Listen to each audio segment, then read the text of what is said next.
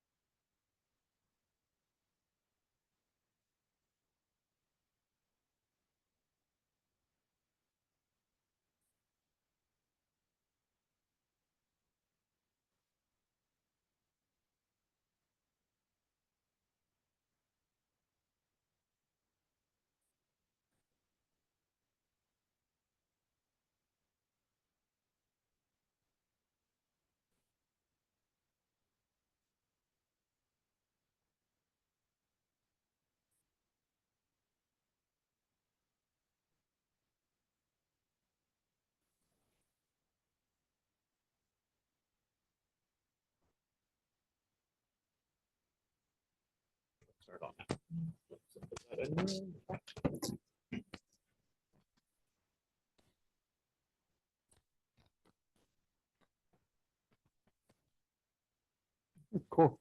All right. All right. Well, hey, everyone. I'm John. I'm a grad student at MIT, and I typically like to think about a lot of things relating to algorithms, both quantum and classical. And today I'll talk to you about an algorithm that I'm pretty excited about, which is a way to parallelize quantum signal processing, which you might have heard about in the last two talks. So without any further ado, let's go over an overview of what goes on in this talk. So broadly, quantum algorithm research has really benefited from quantum signal processing. It's this powerful tool for generating polynomial transformations of linear operators, and it has a lot of applications. And so in practice, actually implementing these polynomials can sometimes require deep circuits, which is problematic because these circuits can suffer from noise or short coherence time or generally be expensive. And so what we set out to do in this work is to devise a way to parallelize quantum signal processing in such a way that we decrease the depth at the expense of increasing the width of our circuit, And so we call this parallel QSP very naturally. And so essentially, parallelized across k threads, parallel QSP allows you to estimate properties of a quantum state at a depth reduced by a factor of k. We'll discuss how that comes together. And so essentially, because QSP outputs polynomials, we achieve this reduction by factorizing our polynomials into smaller polynomials and then implementing these smaller polynomials in parallel, like I've shown here in this circuit. And so this provides like a very nice way of parallelizing a quantum algorithm by using properties of polynomials because QSP outputs these polynomials. And that should really be the takeaway of this talk. So to set the stage for this work, I'll first discuss a bit on quantum signal processing. And so essentially what QSP allows you to do is prepare a polynomial transformation of a linear operator. So here we take A to be some linear operator, like a Hamiltonian or some matrix we want to invert. What QSP allows us to do is to take a block encoding of this operator, that is a unitary matrix that encodes A in one of its blocks, here shown in the upper left-hand corner, and allows us to map this to a polynomial transformation of that operator, also encoded in a similar block. And this is very powerful because this polynomial that we implement is parametrizable. And essentially, you can implement any polynomial that is bounded in magnitude by 1. So anything that sort of obeys this relatively simple condition, you can construct a block encoding of it. And in addition, if you want to construct a polynomial that has degree d, this will require d queries to the operator A itself, corresponding to an O of d runtime. And by virtue of this, we have a very nice way of analyzing these circuits and the complexity. So to illustrate how we can use QSP for quantum algorithms, essentially this works in a way where if we want to solve some problem of interest, we want to find a polynomial that approximates some operator or some operation, and then we implement that operation with QSP via this polynomial approximation. And so a very nice example of this that we saw just earlier is quantum simulation. And in this case, the operator of interest is the Hamiltonian, and what we want to implement is e to the minus IHT, time evolution operation. And we achieve this by approximating this as some polynomial. So I've denoted it here by P, and it's pretty straightforward to construct because cosine of HT and sine of HT have very well-defined polynomial approximations. And in addition, it's known that the degree of this polynomial approximation scales linearly in time and logarithmically in the inverse error. And there's another very natural example is preparing the thermal state. And in this case, the operator that we want to prepare is e to the minus beta h, i.e. the thermal state. And we can approximate this again by some polynomial that approximates this guy. And it's also well known in this case that the degree scales as a square root of the inverse temperature times log of 1 over epsilon. But in essence, what the takeaway of this should be is that if we want to solve some problem with QSP, define some operation that we want to approximate, and then find a polynomial that approximates that. That's the main takeaway. So in addition to those problems, QSP can also be used to estimate properties of a state. I'll call it rho. And specifically, a property that takes the form of a trace of a function of rho. And an example of this is the von Neumann entropy, in which case this function is minus rho log rho, and the trace of that is the entropy. And the prescription for approximating these properties with QSP is that very naturally, we want to approximate this function as some QSP polynomial, which I've denoted here by P. And you can estimate the trace using a variety of trace estimation techniques, such as the Hadamard test and other instances. And in doing so, if we choose a degree D approximation to this function, like I said earlier, this requires D queries to the encoding of rho itself and corresponds to a circuit that has depth D or O of D. So this is the picture you have in the back of your mind, is that if we want to determine this property, that's the trace of P of rho, which approximates the trace of F of rho, then the circuit that we need to implement that has depth O of D. So of course, on a quantum computer, deep circuits are expensive. They can suffer from noise. We have limited coherence times, and they can be expensive. And so what we set out to do is to see if there's a way in which we could parallelize QSP to split it up over multiple cores or multiple quantum computers and reduce the depth at the increase of an increased width. And so kind of hypothesizing here, suppose we could parallelize QSP over K threads, then maybe this would provide us with some way to reduce the depth to something like D over K. And our philosophy is that we want to solve this problem by leveraging properties of polynomials themselves. And specifically, instead of implementing one single polynomial of degree D, maybe there's some way in which you could factorize these polynomials to smaller polynomials that have degrees something like D over K, and implement those polynomials and reconstruct them later. So of course, any arbitrary polynomial can factorize into a product of K polynomials. This just follows from the fundamental theorem of algebra. And a very nice example is something like this that you might have seen in like high school algebra. And so our philosophy is that we want to implement these small polynomials in parallel and then multiply them together with some sort of global multiplication operation, such that we can reconstruct our desired polynomial. And in order to do this multiplication, the operation that we can use is provided by something that I will refer to as the generalized swap test. And in order to introduce the generalized swap test, let me first introduce this operator, which I'm going to call SK. And I will define it to be a cyclic permutation on K systems. So it acts as follows. So SK acts on a product state of K states ordered from 1 to K. So 1, 2, 3, dot, dot, dot, all the way up to K. This will reorder the states such that the output is now a permutation of the initial input, and it's now ordered from K to 1 to 2, all the way up to K minus 1. And so very naturally, the case for which K equals 2, just use a swap gate, in which case you swap these systems. And so visually, if you just set K equal to 3, what this operator looks like is, again, it just brings this last guy up here to the top, and it keeps the order of the other two terms, thus applying a cyclic permutation or a cyclic shift to the system. So why I introduced this operator is that this has a very nice identity, which is that the trace of the cyclic shift times K copies of rho, that is rho tensor product K, is equal to the trace of the multiplicative product of all of these operators. So trace of rho to the power of K now. And so what's nice about this identity is that it turns tensor products into a multiplicative product. So whereas the tensor products are sort of arranged in parallel, we're now able to extract a multiplicative product, which normally would come from a sequential operation, but we're doing it in parallel. And so because this is a trace of an operator times a state, it can be estimated as an expectation value using like a Hadamard test or something like this. And in essence, this furnishes a generalized swap test, which some recent works have shown can be implemented with depth of 1. And essentially, again, you have k copies of your state rho, you do some sort of application of this cyclic permutation, and then some sort of measurement such you can extract out this trace of rho to the power of k without ever having to multiply all these rows together. It's in sequence. And so very naturally then, we can use this as a sort of multiplication operation to furnish this parallel QSP algorithm. And specifically, we want to propose parallel QSP as a merger of QSP and a generalized swap test. And so this works as follows. We'll begin with input state that is k copies of rho, all arranged in parallel. And then to that, we will use QSP to apply polynomials to these input states. So I guess the color isn't really showing up here, but these are each different polynomials labeled P1 down to Pk, and they're applied in parallel to these disjoint systems.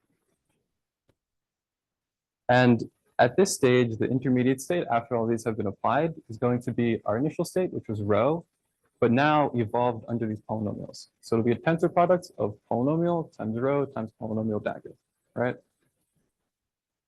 And then to this, we can imagine applying the generalized swap test to extract the trace of the product of all of these. And so if we take the product of this state here, there's k copies of rho, and there's also k copies of pj and pj dagger.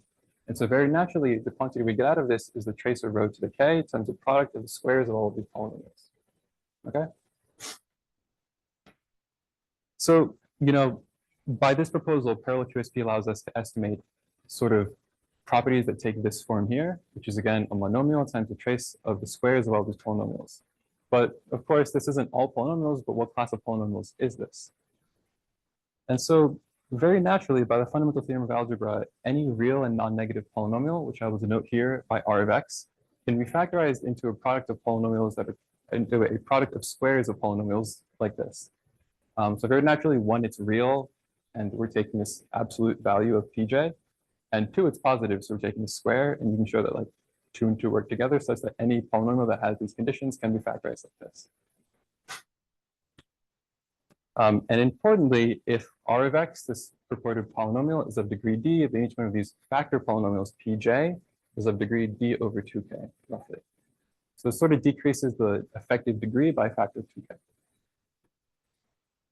And so if we are to implement this in practice, then this kind of produces our desired depth scaling, whereas in ordinary QSP, the depth scale is O of d. Now the depth scale is O of d over k, okay?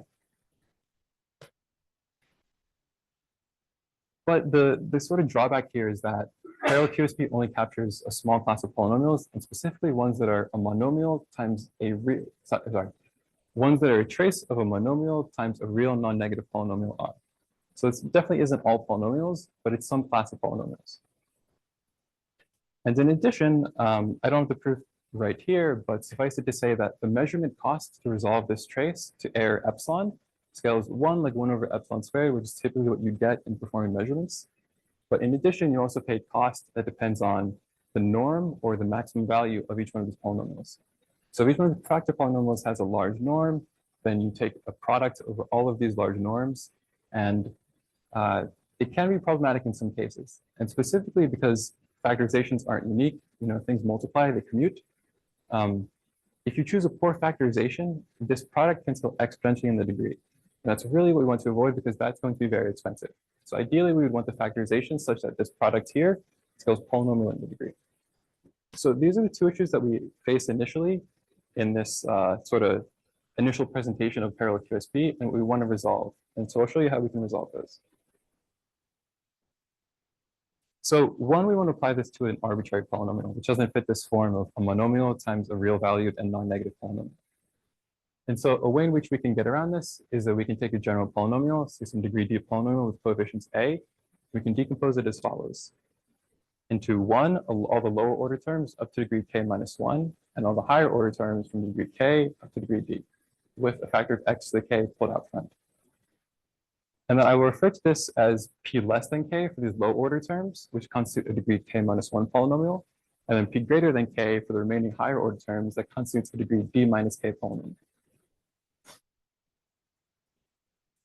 And therefore, with this decomposition, we can estimate our property, which again is a trace of some polynomial of rho, as a sum of the trace of the lower order terms and the trace of the higher order terms.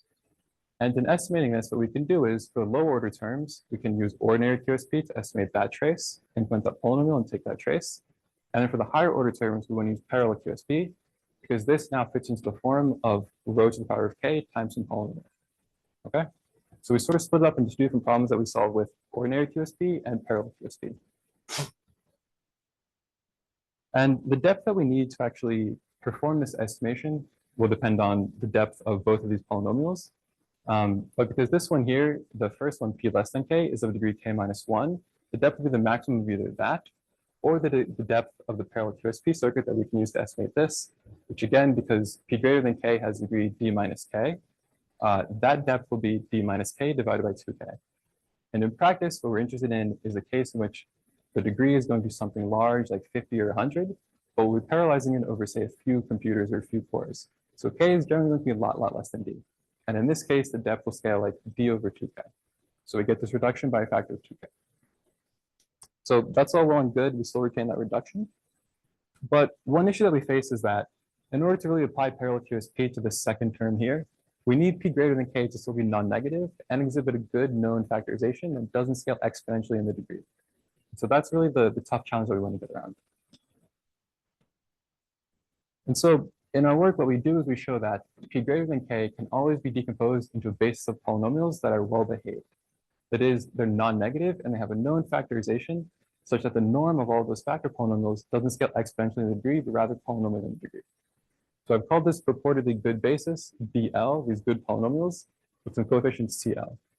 I won't get into the mathematical details. I'm happy to discuss them later, but essentially this comes from using the Chebyshev decomposition of this polynomial and use some nice properties of the Chebyshev polynomials themselves. And so if we apply parallel QSP to this, we arrive at the following parallel QSP theorem, which is that if we invoke parallel QSP across k threads, we can estimate the trace of p of rho with a query depth that goes like d over 2k. And the measurement cost is guaranteed to be polynomial in the degree, but exponential in the number of pores that we're parallelizing over, the number of threads. And again, it goes like 1 over epsilon squared. But importantly, the cost is not exponential in the degree d, which is what we wanted to avoid. We retain this polynomial in degree d scaling at the expense, of course, of an exponential factor in the number of pores that we're parallelizing over.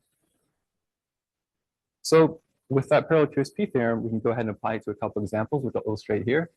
The first one being the most straightforward one, which is the computation of the Renyi entropy, which is defined as the log of the trace of rho to the power of alpha. And in this slide, I'll just focus on integers alpha. So rather naturally, in this case, the polynomial that we want to approximate is rho to the power of alpha, which again is a very well-behaved polynomial and generally requires a depth alpha. And rather naively, this factorizes into a product of other monomials, very trivially, where each one of these monomials now has a degree that's like alpha minus k over 2k. Okay? So if we go ahead and apply parallel QSP with this decomposition here, then the Renyi entropy can be computed with a depth that's roughly like alpha over 2k, and a measurement cost that goes like 1 over epsilon squared. And the measurement cost is not exponential in degree d here because these are just monomials and they're very well behaved. So it's not always going to be the case. So because we can apply parallel QSP to monomials, we can also extend this to polynomials expanded in the monomial basis. So if we have a polynomial that is, say, some degree d and has coefficients a sub n, we can estimate the trace of p of rho by applying parallel QSP to each one of the terms in this summation. And so rather naturally, the cost of doing this will scale like 1 over epsilon squared. And additionally, it'll have a factor that depends on the one norm of all of these coefficients. So if that one norm is well behaved, then it's pretty straightforward, but if it's not, then it can be a problem. But for instance, if we want to compute, say, the trace of the negative exponential of a state rho, this can be approximated by a very well behaved Taylor series. And the one norm of this is guaranteed to be upper bounded by e to the beta, such that if we apply parallel QSP, the depth will be d over 2k, and the cost will be something like e to the 2 beta divided by epsilon squared. So we're all well and good there because this has a nice Taylor series. But as a last example, if we consider the von Neumann entropy, then in this case, the function that we want to approximate is minus x log x, which is singular and doesn't have a very well-behaved Taylor series. And in fact, the one norm of these coefficients scales exponentially in the degree, and so we can't apply the result from the previous slide. However, we do have the parallel QSP theorem that I mentioned on the previous slide, which is this decomposition into a well-behaved basis, which guarantees that our measurement complexity scales polynomial in the degree d. And so essentially then, if we approximate minus x log x with some polynomial of degree d, then we achieve depth d over 2k, and a measurement cost that's guaranteed to scale is polynomial of degree d divided by epsilon squared. And this is nice because in practice, if we want to apply this to some quantum state, the degree d can be selected to be on the order of the rank of rho. And for something like a low rank state, where the scale is as the polylog of the dimension of rho, quantum algorithms usually produce a speed up in this case. And because we have this polynomial degree scaling, we can retain that speed up. So that's a nice little punchline there. So because I guess I'm nearly out of time, to summarize, what we wanted to do in this work is parallelize quantum signal processing. And we were able to achieve this by factorizing our desired QSP polynomial into smaller polynomials and implementing those in parallel. And this reduces the depth by a factor of k for parallelizing over k cores. And we can also prove the measurement cost is guaranteed to still sell polynomial in d rather than exponential in the degree d. And rather straightforwardly, this applies to the Renyi entropy, the von Neumann entropy, and other more general polynomials expanding the monomial basis. And kind of some food for thought going forward is how could we extend this to multivariate functions such as the fidelity, trace distances, and so on, and also how we could integrate this with other property estimation algorithms like classical shadows. And so before I conclude, I want to mention a bit about like the philosophy and interpretation of this result, which is that here we were able to achieve this parallelization by using the fact that polynomials factorize. And this is specifically a property of polynomials via the fundamental theorem of algebra. And so, of course, polynomials have been studied for hundreds of years. We know they have a lot of very nice properties from functional analysis to algebraic geometry. And so what I invite you all to think about is, what other properties of polynomials could we use to develop and devise new quantum algorithms and improve on existing quantum algorithms through quantum signal processing? And I think there's a lot of interesting work to be studied there. So for those who are interested in more, the paper should be out soon, and thank you all for listening.